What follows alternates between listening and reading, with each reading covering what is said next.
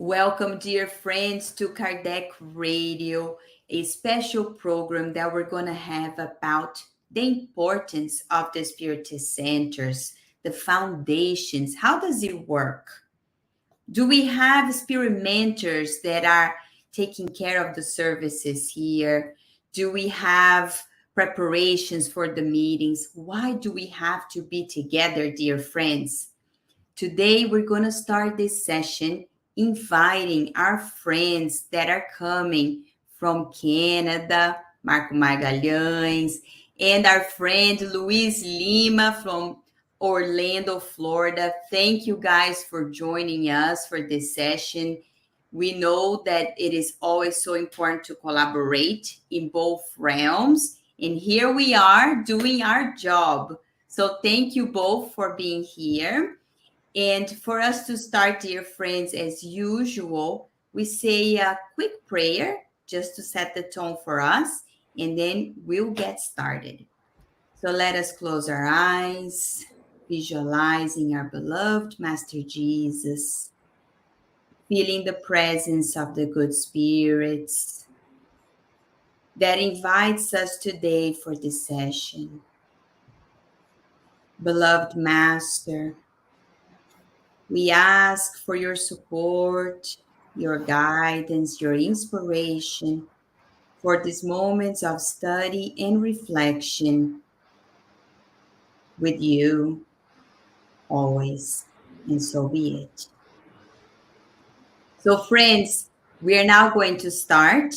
We're going to give a brief introduction, and then we'll bring Luiz and Marcos to explain more for us. All right? Okay, dear friends, we are bringing the topic of Spiritist centers, so important for us. And we're using the book called Dimensões do Centro Espírita by Sueli Kaldashurba to guide us. We have to understand that the Spiritist center is much more than what our eyes can perceive. If we understand the dynamics, we'll be surprised in the importance of it for us, but also for the spiritual realm. We know that there are way more spirits in the spiritual realm, discarnated, than incarnated. So they need help, we need help. Just for curiosity, when was the first Spiritist center founded and by who? You probably know. The first Spiritist Center was founded on April 1st, 1858 by Allan Kardec. It was called the Parisian Society of Spiritist Studies. It was in a gallery, quite pretty, in a palace, but in a room in there. And Kardec, as a good researcher, teacher, he created the society and had rules, regulations, and how this worked. So he had a statement that said the purpose of the society, which we call now center, is to study all the phenomena related to spirit manifestations and their applications to the moral, physical, historical, and psychological sciences.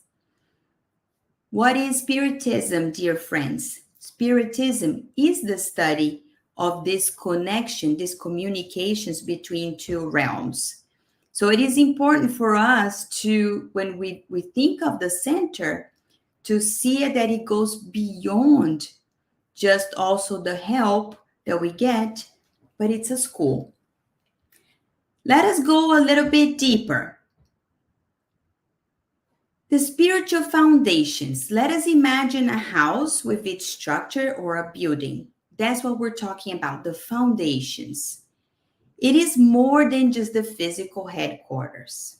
It's actually quite complex because the Spiritist Center exists also in the spiritual realm. It works together with incarnates and discarnates. I would actually say a little bit more here that it actually works from the discarnates, and the incarnates are just happening. We're following the instructions, but the direction is all done from the higher realms.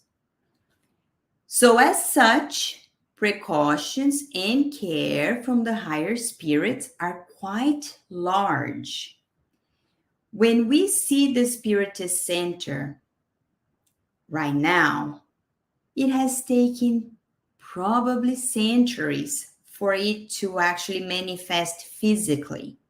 It has been prepared in the spiritual realm. There is already structures in the spiritual realm. We were being prepared, trained to be here.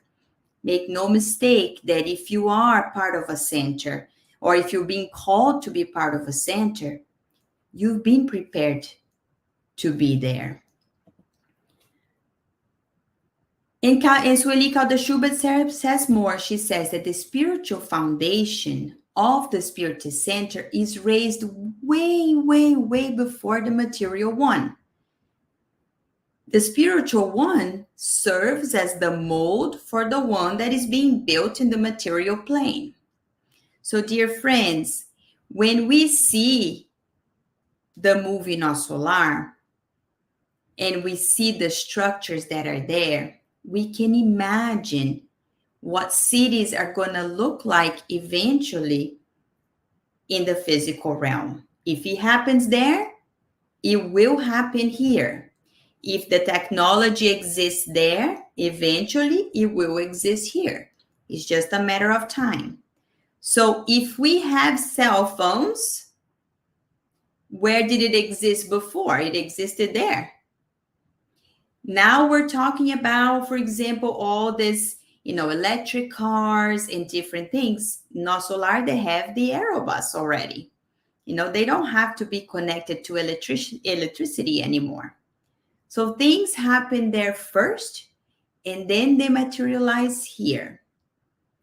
Imagine, dear friends, that if we were in the spiritual realm, studying, prepared, we committed ourselves in the spiritual realm, and now we're here physically, being called to be at the Spiritist Center, and we don't do our part. This complex structure, groups of people that count on us, now are really being affected because we are not present.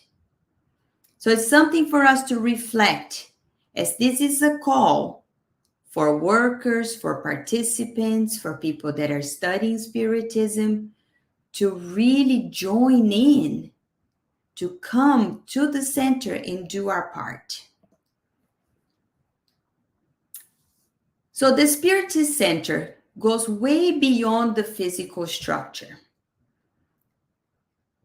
The Spiritist Center is a school of the soul, because as part of the Spiritist science, we know we have moral guidelines that we need to study. So when we go to the center and we are listening to the talks, we are reading the books, what are we doing? We are working on our moral development. At the Spiritist Center, we also have opportunity to work, good works, edifying works.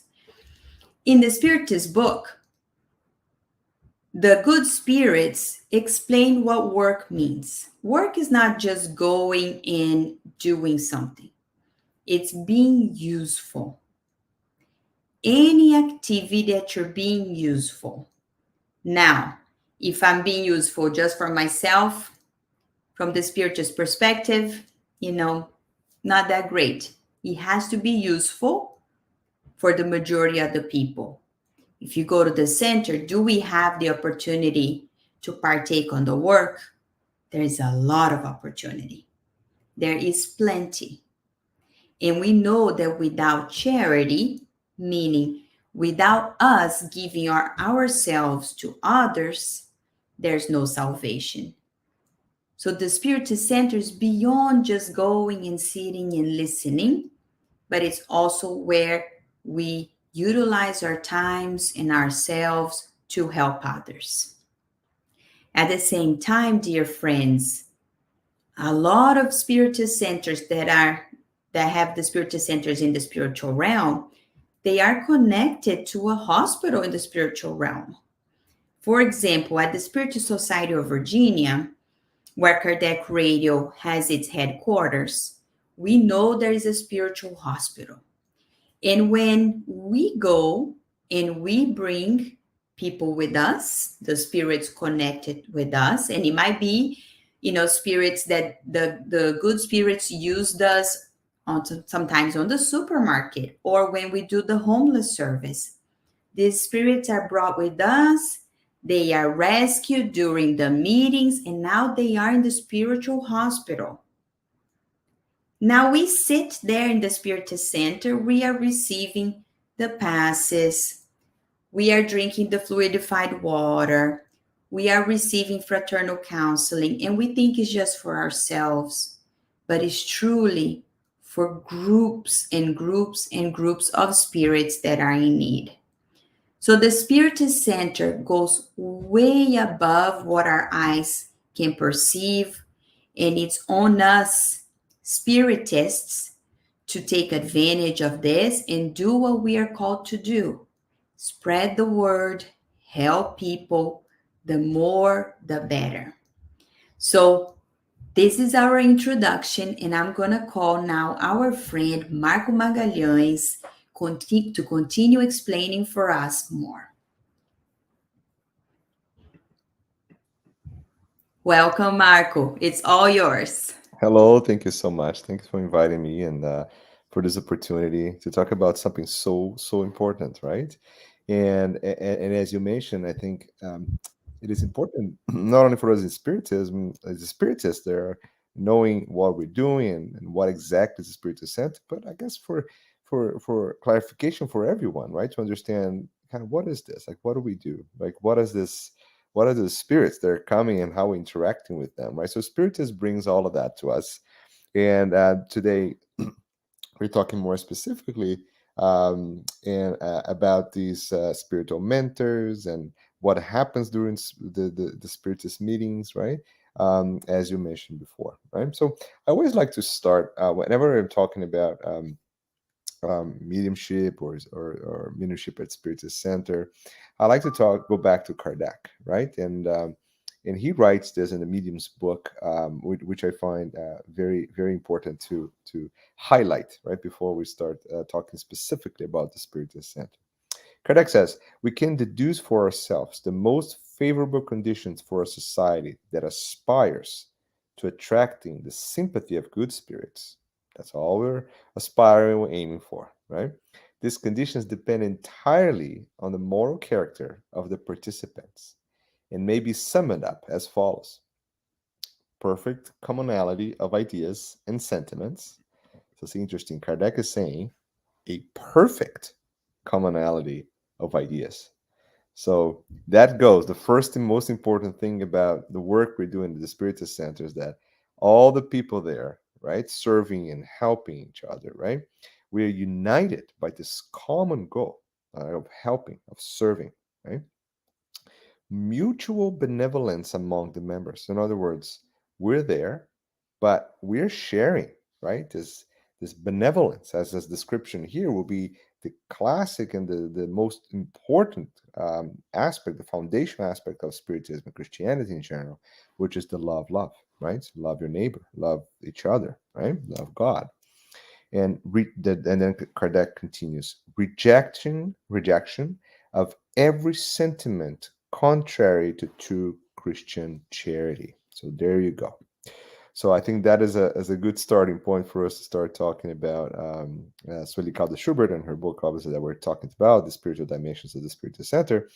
But most importantly, highlighting that the three key things that unite us and make us go to work in a Spiritist Center to learn, to help, and all of that, right? That's straight from Kardec's book. Now, obviously, we have this great introduction that we had, so we know that there are multiple dimensions to the Spiritist Center, right? Now, I always like to highlight to not only Sueli's book, but also many other books, like for example, What Happened in the Spiritist Center.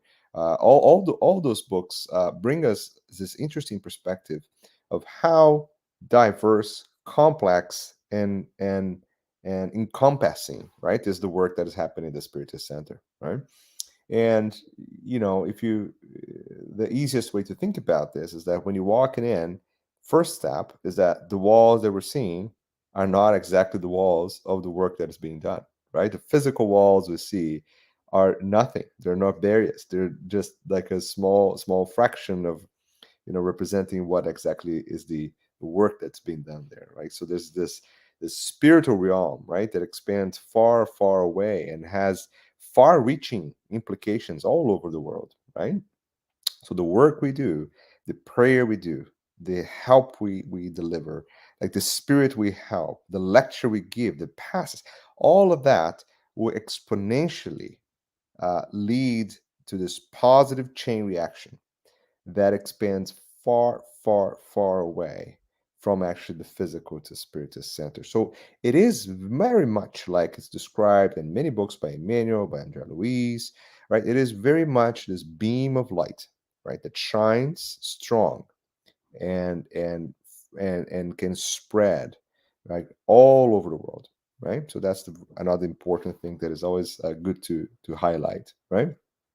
Now, so now we know, as we just heard in the introduction, that the Spiritist Center, there's multiple types of work that are happening at the time.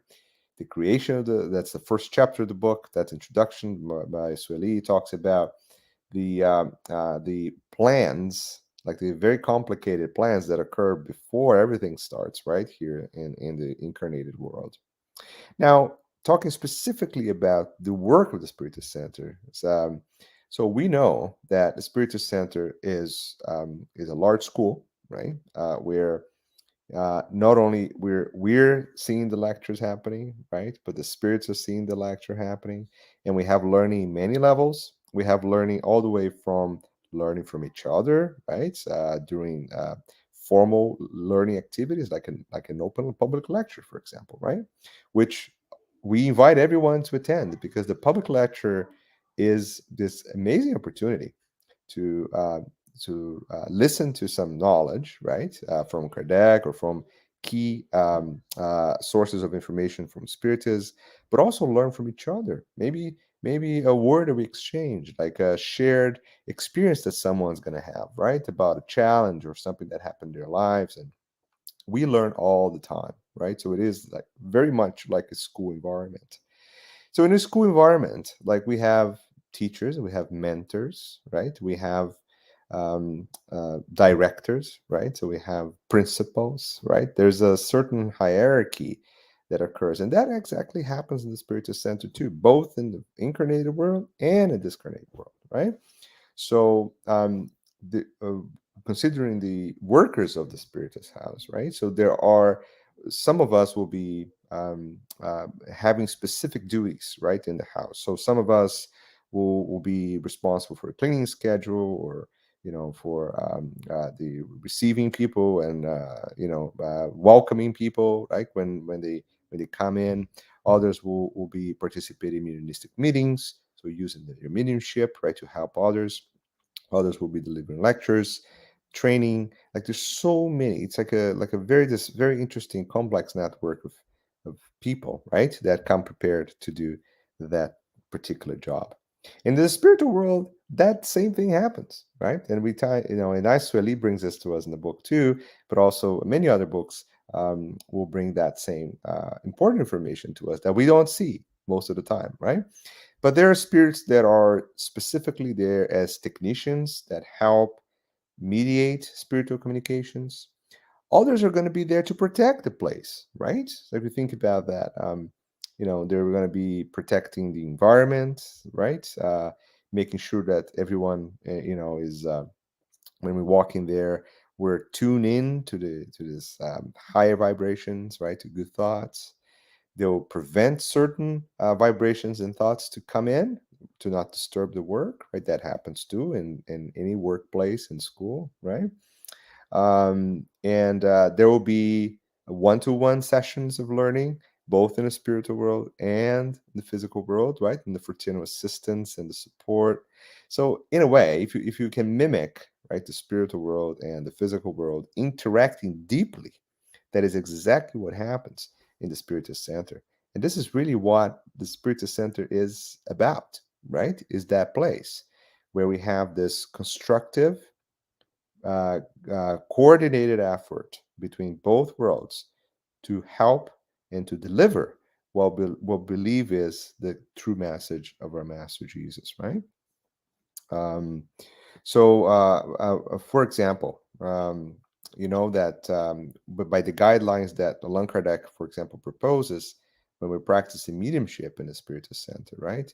We know that these instructive meetings, the meetings that are serious, right? That's what Kardec highlights so much, right, in his entire work. They're different in character, right? They're the ones that we can obtain real teaching, right? So we need to be all serious, we're all committed. And as he says, we need to be united by the same thoughts and the same ideal, right? So he says the first condition, Kardec's word, is that seriousness must be maintained in every meaning of the word, right? Because it is a serious place. Now that we know that it's a school, it is also a hospital, right? So imagine the seriousness, right, of the work that is done there, right? It's important. So it is another strict condition, for example, Kardec brings is that everyone has to be surrounded by this favorable atmosphere so the good spirits can also participate, right? Can you imagine if all us incarnated are not in tune and sync and united on the same ideal, how that environment will be receptive for our mentors and guides and spirits that are highly elevated, vibrating to come and help us? They wouldn't be able to come, right? There will be a definitive barrier, right, that we would create, like in that sense, right? And these are obviously, we can talk a lot about, how much Kardec has enlightened us, right, with the understanding of the spiritual relationship and connections, right, that occur in the Spiritist Center. Now, when we think about we're going back to Solis' book now, when we think about Spiritist mentors, like what are this, right? And now I'm just gonna try to explain as clearly as possible to everyone so we can understand that, right?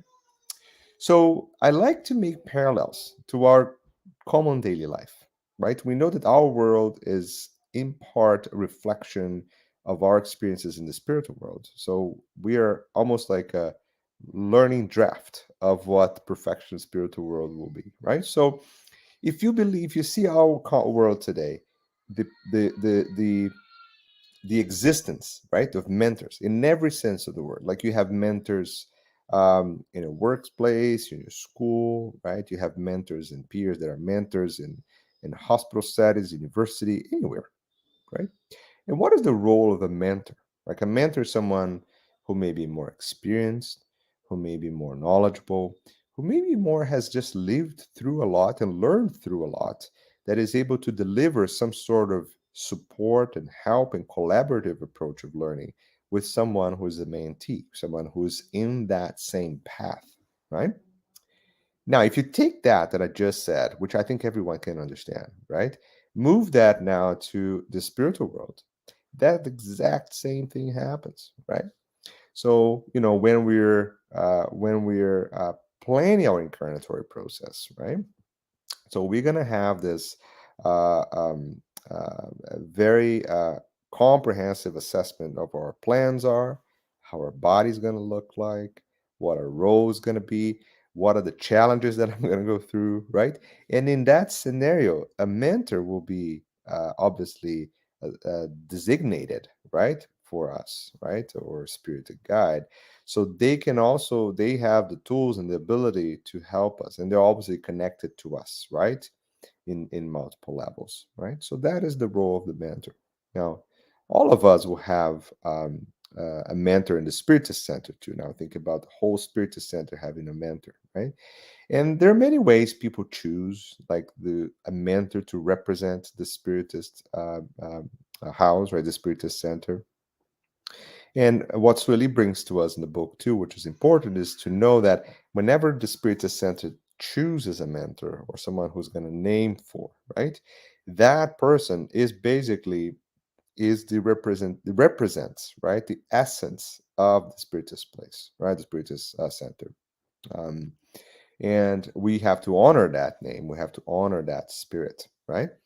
And that creates a connection, obviously, right? When the Spiritist Center chooses a particular mentor, right, to be the mentor of the house. And we also individually have our guides, the spiritist guides and friends, and that can guide us and support us through our work too. So, in like I said, in every level, you're going to have that same type of relationship in the spiritual world and the physical world too, just like we do in the physical world, right? um, now so among the many activities that occur in the Spiritist Center, right? And I know we're going to have a lot more about that coming up very soon, so I'm not going to go into too much details, right? But there is a very specialized activities that happen that we're going to be talking about soon, um, including, for example, public meetings and passes, right? There are more complicated disobsession sessions, right? Something that is more technical. And for every one of those situations, so those activities, there's going to be a particular group of spirits that will be guiding and helping and technically making it work, right? So that's to show you how in sync the work in the Spiritist Center is, right? So you have this us in the spiritual world doing like our little part, right? And then you have the spiritual world doing their little part with the specialized components and mentors and the hierarchical moral hierarchy, right? That separates us. In that sense, and all of us working together, right? How beautiful that is, right?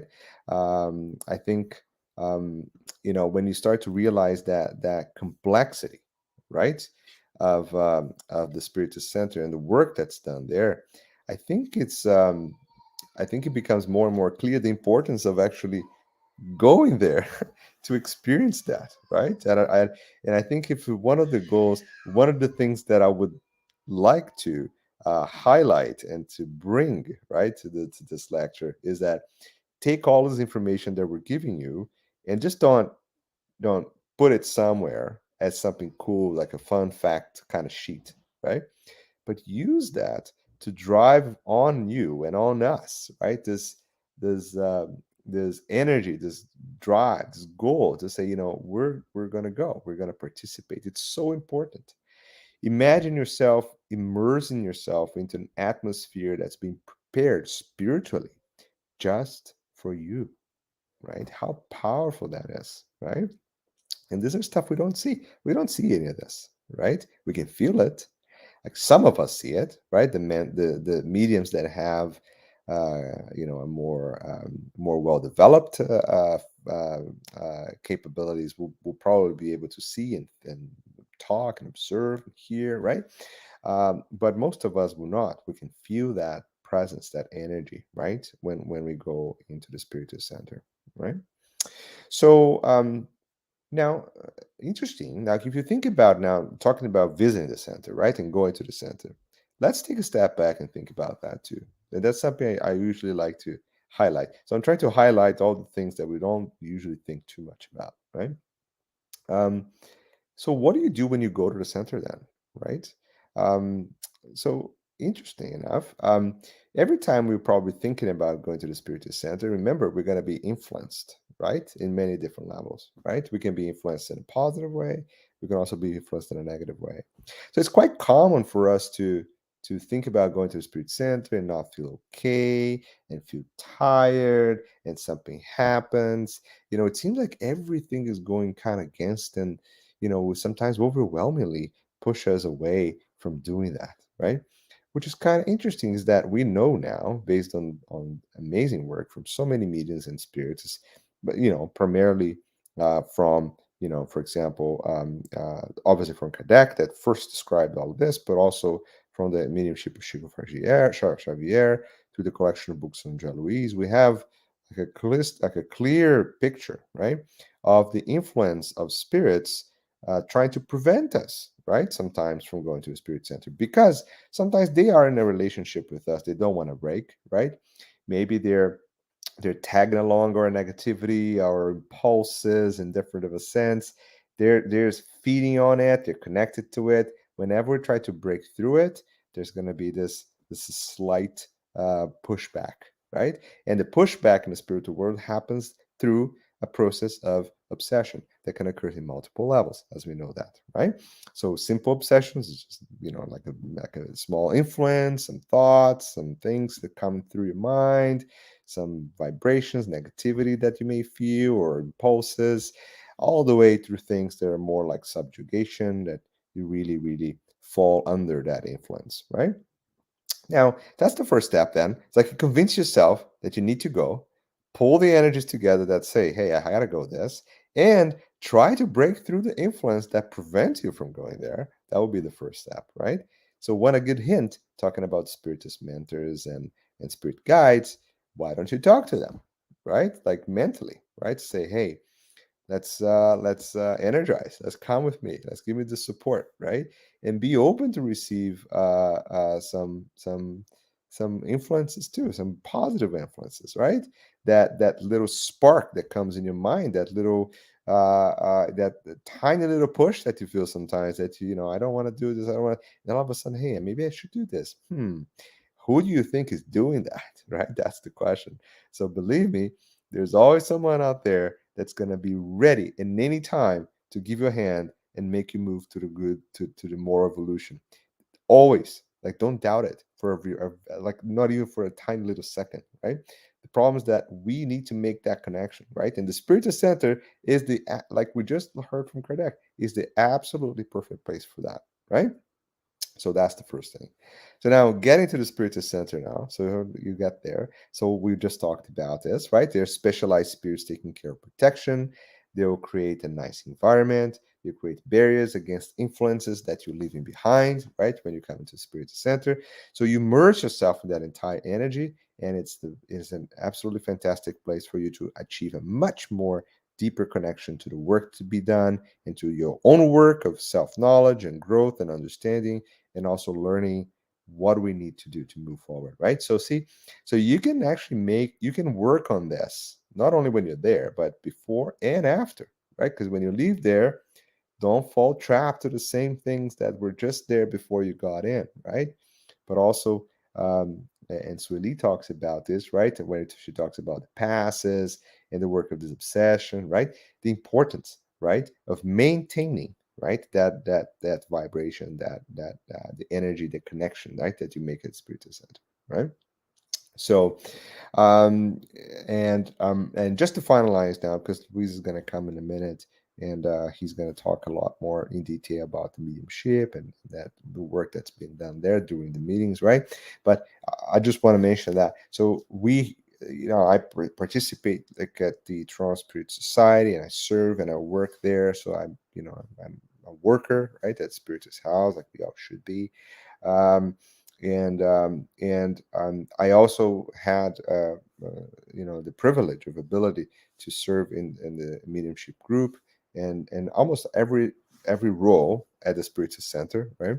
And if you want to learn more about what does it mean to work in a Spiritist Center, just think about I like to make that parallel.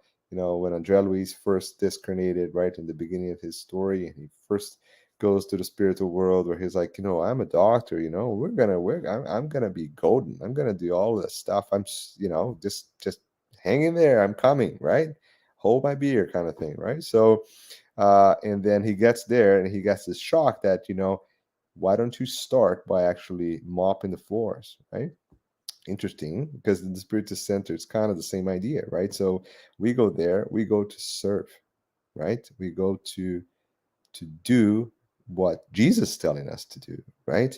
So we need to kind of like declare that whole egoistic view of that we're this or that, right? In the Spiritist Center, we're all united. Kardec. That's why he started with Kardec saying, remember that. In Kardec said in the very beginning, he says, we can deduce, right, that's the place where the society that aspires to attract the sympathy of the good spirits, and that depends on the moral character, right? Perfect commonalities of ideas and sentiments, mutual benevolence among others, without without any judgment, like without any air of superiority in any way, right? We're just there to serve, right? And what a perfect place, right? If you think about it, right, to do that. Um, so we can chat more a little bit after, right? So right now, I would like to invite our friend Luiz Lima, who is here also talking to us about the spiritual dimension Spiritist house, and he'll take on from here, and we're going to come back and chat afterwards. Thank you, Marco, and it's really great to be here. And I think for me particularly, this subject about the Spiritist centers, it is just fascinating, because my very first time ever in a Spiritist center was very, I would say, not common, and it made things a little bit complicated for me. The Spiritist center that I was invited to go, like 2 or 3 days before, they had some sort of trouble with the hydraulics. They had to close the building for whatever reason. So the lady who was in charge, she said, well, just this week, we're going to do in my house. So my very first experience going to a Spiritist center was actually a house, a person's house. So when I got there, I was invited over. So when I got there, I said, hey, come on, hold on. This is a house. What do you mean this is a Spiritist center? So it was very confusing for me. We're talking 30 plus years ago. So then I understood that. Then, of course, you go in, and the procedures that they follow was exactly as if we were in the physical building of the Spiritist Center. And, I'm trying to understand. It's my first time. I have a million questions on my mind, and I'm not really on what I expected to be a physical building representing a Spiritist Center. So, I put this together with what Palloma brought before, the first Spiritist Center that Allan Kardec founded in 1858. And these firsts, this first time Kardec and first time me, it was really fascinating. Allan Kardec, when he founded the Parisian Society of Spiritist Studies, a lot of people wanted to go because they wanted things that were not were not supposed to happen there. So Allan Kardec is very specific in every time he refers to what the Parisian Society of Spiritist Studies means. He is very adamant in saying, this is not a place to see tables flying, chairs moving. This is not a place to see spirit apparitions or ghosts, because that's what people wanted to go for. They wanted to see phenomena. And Allan Kardec said, no, this is not what this is for. We are here to study. So you see, there's this expectations of the first time that I think it took Allan Kardec a lot of speeches throughout France and a lot of writing in his works to explain what the Spiritist Center was and it wasn't, because people were not getting the idea properly. So the Spiritist Center is this basic element of connection to the core of Spiritism, to the actual core of Spiritism, which is moral transformation. That's the purpose of Spiritism, to give us the tools for moral transformation. So the Spiritist Center must have the elements to allow for this connection. Everything has to be in place. It's not one thing that you go in and you snap your fingers and you're morally developed or perfect. A lot of things have to happen. And the place that's going to make it easier for us to achieve that is the Spiritist Center. It's where everything that we need for is going to come together. Now, unfortunately, especially after the pandemic, what we have seen is, like I said, unfortunately, a lot of people following online lectures, online studies, and no longer coming to a Spiritist center, physically being in the Spiritist center, although the Spiritist centers are still there. They are on the same places they used to be before. So people are not, coming as if it were enough to get going as far as spiritual growth to look at and listen to online content. It makes a difference in being physically present at the Spiritist center. I think Marco said it well. There's this spiritual atmosphere created by the mentors and the discarnate spirits and makes the place especially inviting for us to go through all this process where we're going to get help, we can get comfort, we're going to get spiritual support, emotional support, many times explanations, enlightenment. This is all part of it. So I think we can all these things that are available at a Spiritist center, I think we can break down in 10 categories. Let's just put it this way. So quickly, category 1, I would say the reception. The reception is you haven't been to a Spiritist center. You're a newcomer. You go in, you walk in physically into the building, you look around, you see a lot of people. What do you do? How do you behave? What do you say?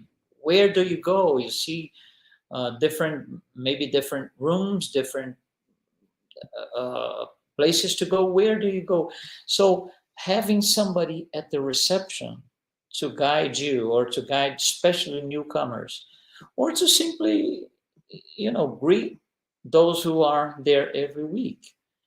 I think it's important. So the reception part, if you go to, say, an office space, you have a reception. So you're going to go through a receptionist, which has a particular function in there. I think we should have the same thing in Spiritist centers. Reception is an important thing, even if it's just the usual greeting. That greeting becomes unusual when you are at the Spiritist center because it leaves everything behind. A lot of times we go to the Spiritist centers, we come from, let's say, a hard day of work or a complicated day that we are having. There's traffic, there's maybe rain or snow, makes things even worse. And we get there. Sometimes we are driving, listening to loud music and, all of that. When you cross the doors into the Spiritist center and you reach the reception, everything is left behind. Everything is left behind because of the protection that Marco mentioned. So this is one of the things that we are going to find at the Spiritist Center. The reception that clears off, it's our filter. It's what tells us, come on, you are at the Spiritist Center now, so leave everything behind. And for many of us, we change behaviors, we change tone of voice, we change thoughts just by walking in. That's one thing. Another thing I would say, maybe number 2, that we are going to find at a Spiritist center are public meetings, usually lectures or speeches about one or more subjects within Spiritism. So someone is going to come up front and develop some topic, explain in details, or it could be a discussion, but it's a public meeting. Everybody can come in. You don't have to have anything specific. It's for everyone. Newcomers, many of us have been for 30 years, 10 years, 15 years. It just doesn't matter. It is a public meeting. The Spiritist Center does not pre-select who can or who cannot participate in public meetings. For us, workers in the Spiritist Center, it's not uncommon to receive, to have people coming in, and again, they'll cross the reception, right? And they'll say, this is my first time here. I come from a different belief system. I'm very curious, for example, about Spiritism. So they will go to a public meeting, even if they come from a different system, a different culture, different society altogether. We do not pre-select who can or who cannot attend to these meetings. And the purpose of these meetings is knowledge, is acquired knowledge. We could say a number 3 would be, maybe we can call it fraternal assistance, which is more like a private or personal consultation, maybe a consultation / interview, and it's totally confidential. It's not going to leak. It's not going to go anywhere. So there's a lot of trust in between the person that goes in there and the worker in the Spiritist Center. And the purpose of the fraternal assistance is to support the person who came looking for, most likely, comfort for some situation. They are maybe having a hard time with a situation. Maybe they lost a loved one, and they're, it's throwing them off the tracks, because it does. We are all humans. So we need that from time to time.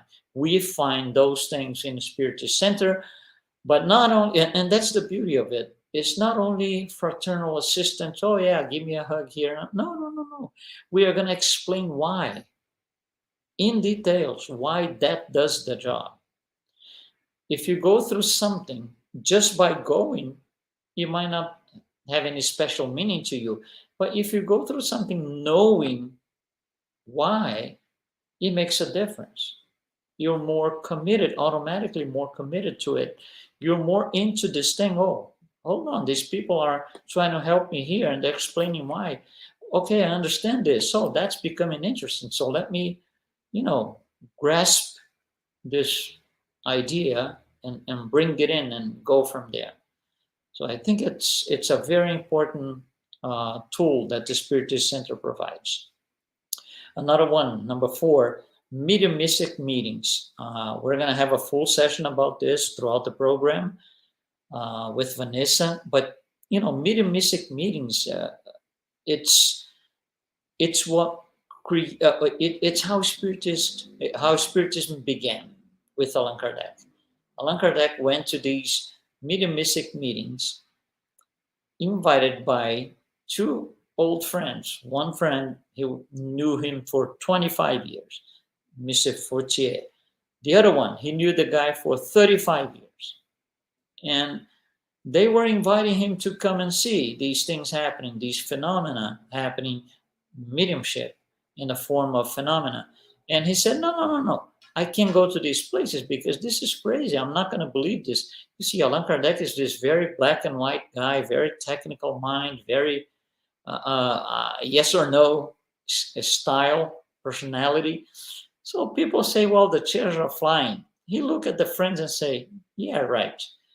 At the end, it was much, much, much more than that. We're not going to spend the whole time here, but mediumistic meetings is the initial channel of knowledge brought to us from the higher realm. Another thing that we are going to see in a Spiritist Center is spiritual treatment, which is not necessarily private like the first one, fraternal assistance. Spiritual treatment, usually it's collective. You have a group of people in a room, and that room is assisted. We don't see, of course, but it's assisted by highly evolved spirits, mentors of the work usually. They are in there trying to help those people, even at the physical level. And for the most part, we don't know and we don't see that happen. But yes, they are in there. That's the spiritual care. That's going to also be addressed in the program later. But you can find that in Spiritist Center. And again, knowing why. Everything that we do in a Spiritist Center, we explain why. It makes more relatable that way. Because Allan Kardec was that way. And number 6, healing passes. which is also going to be addressed later by Shane in our program. Healing passes, it's a lot of people, that's from experience, from years and years and years in the Spiritist Center. A lot of people, they go to the Spirit Center because they want to get healing passes. And we explain why just showing up for healing passes maybe won't do what it won't match your expectations. You can't go to a Spiritist Center and say, I'm going to get my healing pass today, tomorrow I'm all set, I'm a different person, everything's going to be fine. It's not that way. Healing pass is a tool. It's not a fix. It's a tool for us to understand what's happening and work with it. Okay, so I received a healing pass last night. Okay, so today I'm going to do this and this and this to be consistent with the idea of having received a healing pass on the night before. And we explain why, what to do. Number 7, things that we are going to find in the Spiritist Center, a book of prayers.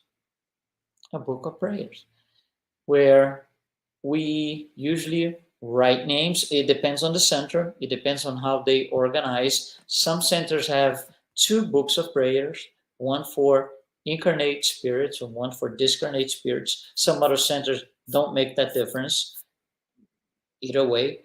But the book of prayer, the idea is, we want to send a prayer. We want to say a prayer to somebody. We can do that anytime. I can do that, just before going to bed. I can just go to a corner in the middle of a difficult day and just say a prayer.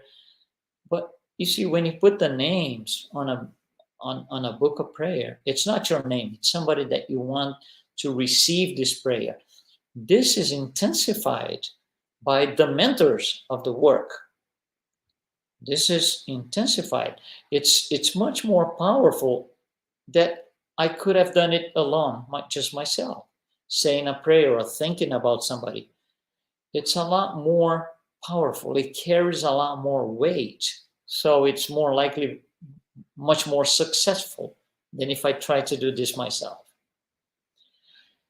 Another thing that we are going to find on a Spiritist Center, number 8, Spiritist studies. You see, the lecture is usually something that you sit on in an audience and you hear somebody saying something, but there's not really interaction for the most part. A Spiritist study is the other way around. You might have somebody coordinating the group or making the initial, let's say, speech, but there's discussion. There are questions and answers. Everybody talks. Everybody brings ideas. It's a richer form of acquiring knowledge. So these detailed studies of Spiritist codification are very, very, very interesting. For example, we can see things such as, we pick up one particular question in the Spirit's book. It might be a simple question, maybe one line of a question of one line and an answer that has 10 lines, let's say. Then you put this in a group, let's say of 10 people. It might take time. It might take 2 classes to finish up because everybody brings ideas and examples, and we all enrich the study. So it's much more powerful in terms of knowledge going through than the public meeting could be. Number 9, another thing that we're going to find on a Spiritist Center, material assistance. That's kind of a social leg of the Spiritist Center. But sometimes, we in the Spiritist Center, we go together and we say, this particular person is facing a really hard time in terms of finances or whatever it is he needs or she needs some assistance. Can we contribute? Can we come together to assist that person materially? Yeah, we do that too. That's the social part of the Spiritist Center, this social leg, I would say. We don't deny doing this. That's material charity, in a way. And the last thing that number 10 that I wanted to list per se as things that we find on a Spiritist Center, and Marco touched on that: exchange of experiences. Exchange of experiences. And there's two things to this. First is the exchange of experiences brings more knowledge, because we are going to hear situations that people have gone through or they are going through, and we are going to say, wow, I have not thought about this, and this person is acting this way, or finding help this way or that way. And it's something that we are learning through somebody else's experience without us having to experience that. So if we ever have to experience that in the future, there's just some sort of pre-knowledge about it. So we benefit from it. And the other thing about exchanging the experiences is just by being at the Spiritist Center and talking about it with other people, especially if they are newcomers, if they're new to Spiritism, it's a form of spreading Spiritism. It's a form of spreading Spiritism. So let's just say a lecture is finished. So whoever is doing the lecture, they finished.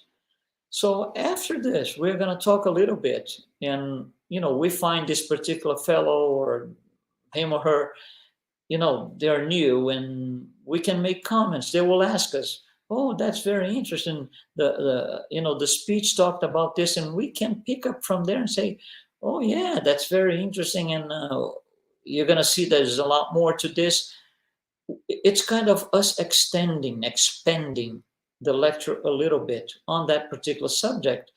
In a way, we are spreading Spiritism. So I think these 10 things are all available. They're all tools. They're all available to us. They are things that we can find in Spiritist centers. We can all benefit from.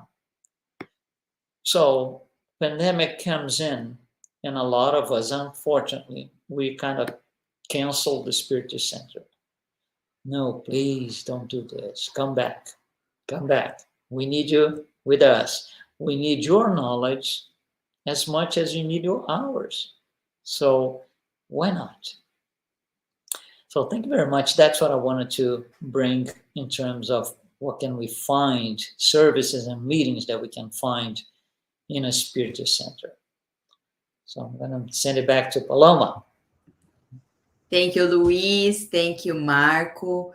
It's, we read and study Spiritism, and then I'm here listening to both of you thinking, wow, we have to study so much more because it's so complex. Sueli is right. A Spiritist Center, it's a very complex organization. From before it's materialized in the physical realm, it's being prepared, to the group of spirit mentors that are, it's not one, right? Because it goes all the way to Jesus. We know that nothing happens without his guidance. So we have Jesus leading these efforts in our planet, and now this Spiritist Center is coming with a range of services that goes from feeding our belly to feeding our soul, right? To helping us develop morally, for us to achieve our own goals in our reincarnation while we're helping others, helping us repair, mend things that we did in the past while we are progressing. So it is such a special place, the Spiritist Center. And I wanted to give an example because of the services and the care that the mentors have with each one of us. We were sitting at a mediumistic meeting once, and the spirit mentor that was in charge of the book of prayer came and delivered a message. And you would think, why? It's a book of prayer. We sometimes don't even think about it. We go there, we write the name, but we forget of this interaction in two worlds, right? We're just writing names. And the mentor, so kind and gentle, came and said, we need to remind everybody the importance of the book of prayer. And that when people are writing the name, they should be the first people saying a prayer to whomever. But it's so kind, but so true. It's, a reminder, but it's a learning experience. And that's what the Spiritist Center is for us. It is truly a blessing in our planet to have it. Our friends in Brazil are very lucky. Well, it's prepared to receive so many Spiritist centers in Brazil. For us in the US and Canada, we are in baby steps in having this center. So, I wanted, to ask your comments in, if we have people that are watching us right now, that perhaps they're saying, yeah, I wish I had a Spiritist center, but I don't. And that's why we only, I only do this virtual. I listen to talks and I study and I read. So what should I do? Imagine that. What should somebody do if they don't have a Spiritist center close to them? It could be Luiz or Marco. Okay, let me say, it's we have had situations where people come from very far at a certain Spiritist center that we are speaking at times, and they will ask exactly that. I'm here, I'm passing by, or I'm staying in the city for 2 or 3 days, whatever, but I don't have a Spiritist center where I am. What can I do? It puts a challenge. Of course, the online lectures, the online studies, they help a little bit.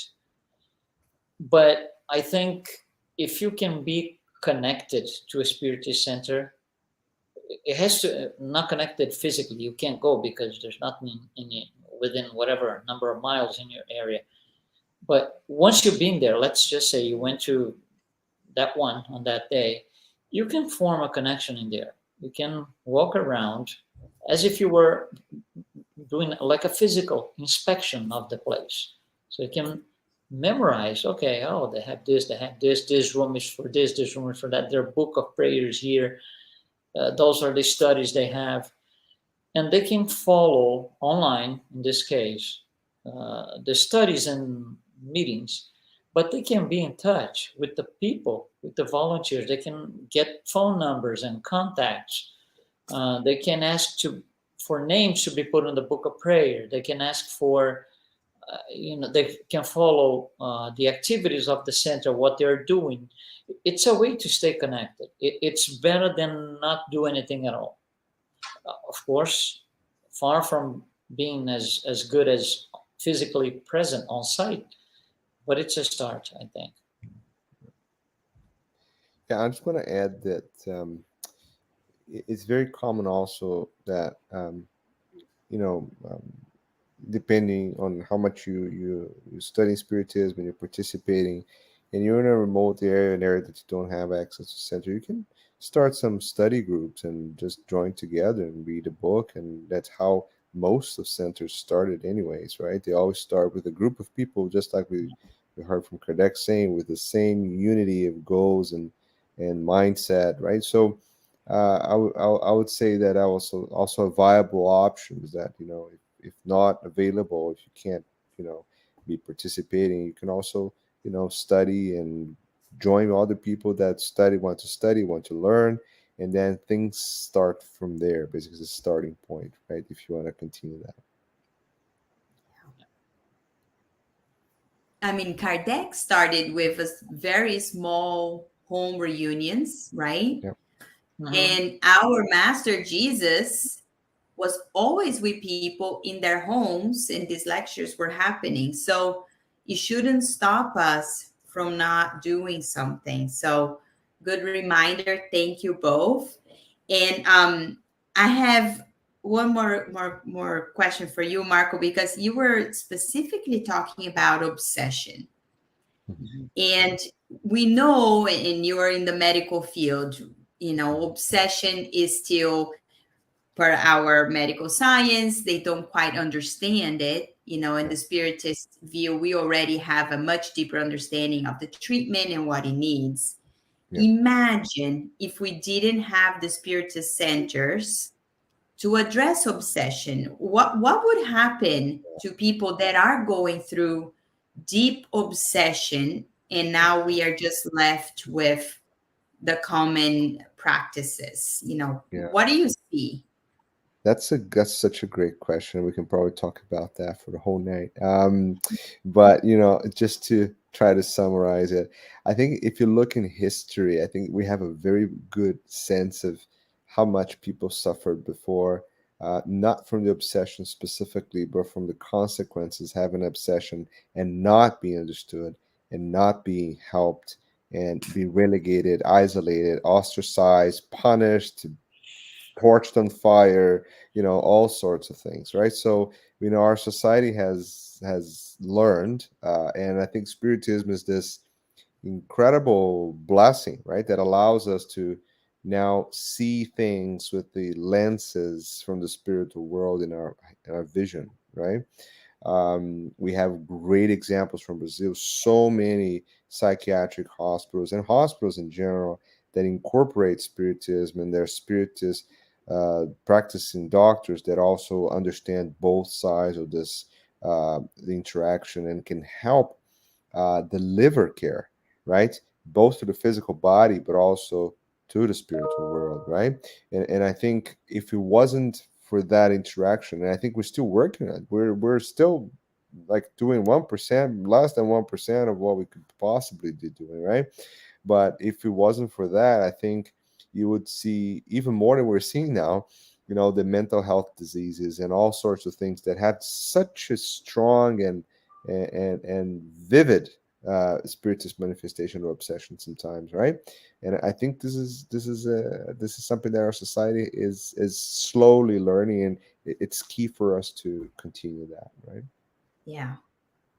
Oh, absolutely. We in the Spiritist, the mediumistic meetings, we certainly see the prevalence of cases of obsession and the much need for help for all of us. All of us. Nobody is excluded from the process, right? So, and then Luiz.